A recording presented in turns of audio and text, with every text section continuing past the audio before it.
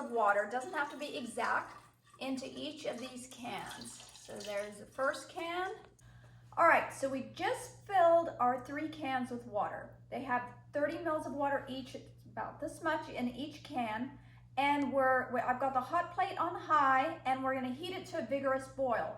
What happens when we heat it to a vigorous boil is, of course, the water converts to steam, and the steam fills the can and it pushes all the air out. So now the can has no air in it, just a little bit of water and steam. So remember, when we talk about kinetic motion and we're talking about molecules moving, we know that in the liquid phase, the molecules are close together and they're sliding over each other. But now we're adding heat. So we're making those molecules move faster and faster and faster. Now, as those water molecules move faster and faster, they're going to convert to steam. When they convert to steam, those molecules are filling up the whole space, and at the same time, they're pushing out the air. So now remember, your can has a little bit of water maybe left, but it's filled with what? It's filled with steam. Okay, look, you can see, oh, I've got to put my safety gear on. You can see the steam coming out. Now, what we can't see is that steam has pushed the air out of the can. And over here we have ice in its solid phase. We have some liquid water, obviously, in the liquid phase. And now we have steam coming out. So that means that this is boiling. So what we're going to do is I'm going to stop talking. And we're going to crush the can. Let's try another one.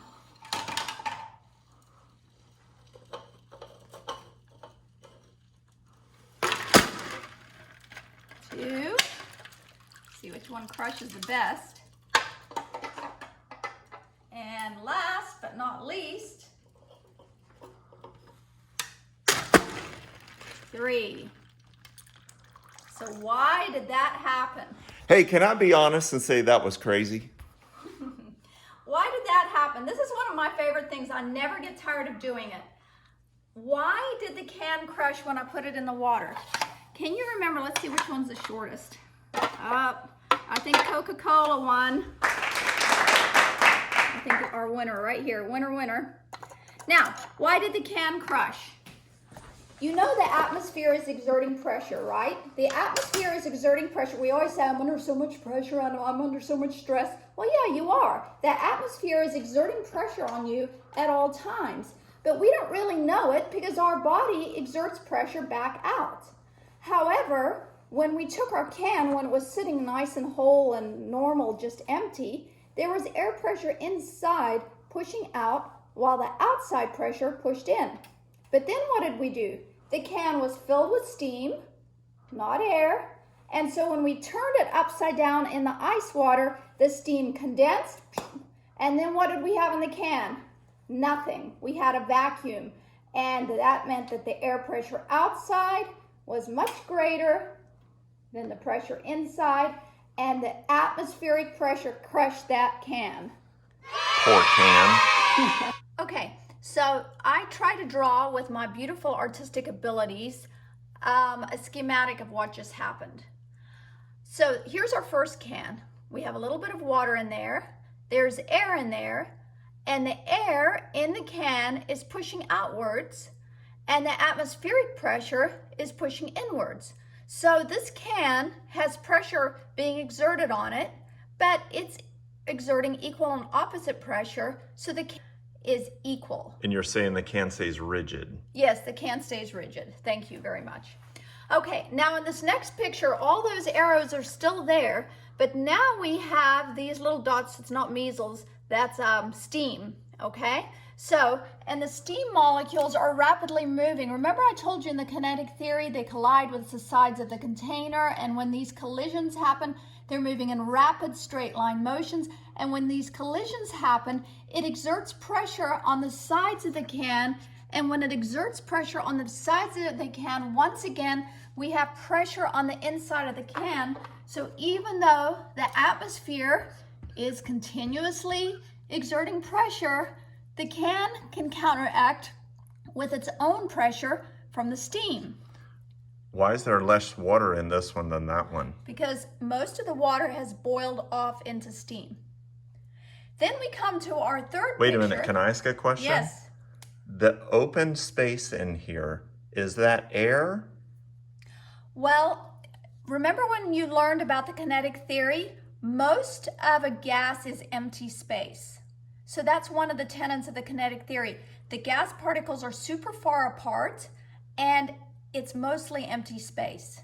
And the size of the gas particle is negligible compared to the space that it occupies. So you're just going to have to accept.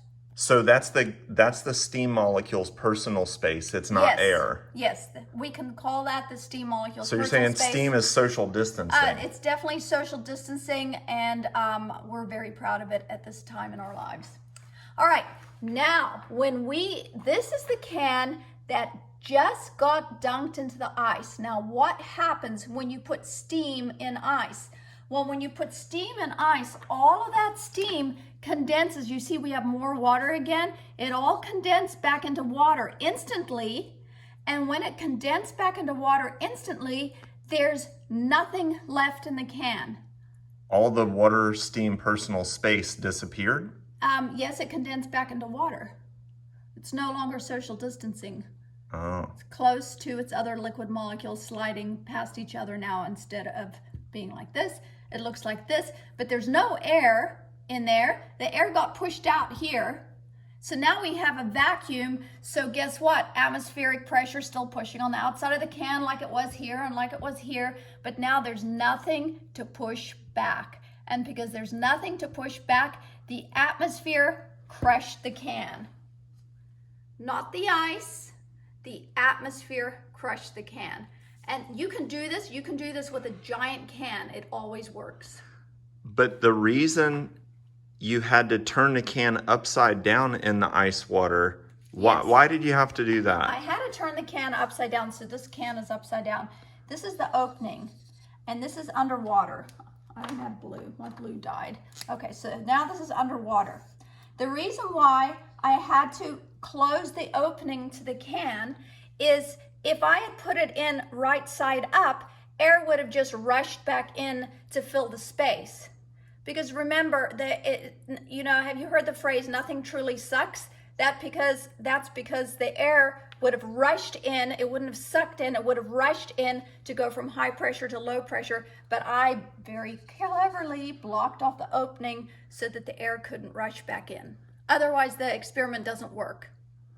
So you blocked the opening so air couldn't go in and fill the vacuum, so the vacuum just crushed on itself from the outside pressure. Yep, the atmosphere crushed the can. We're learning things.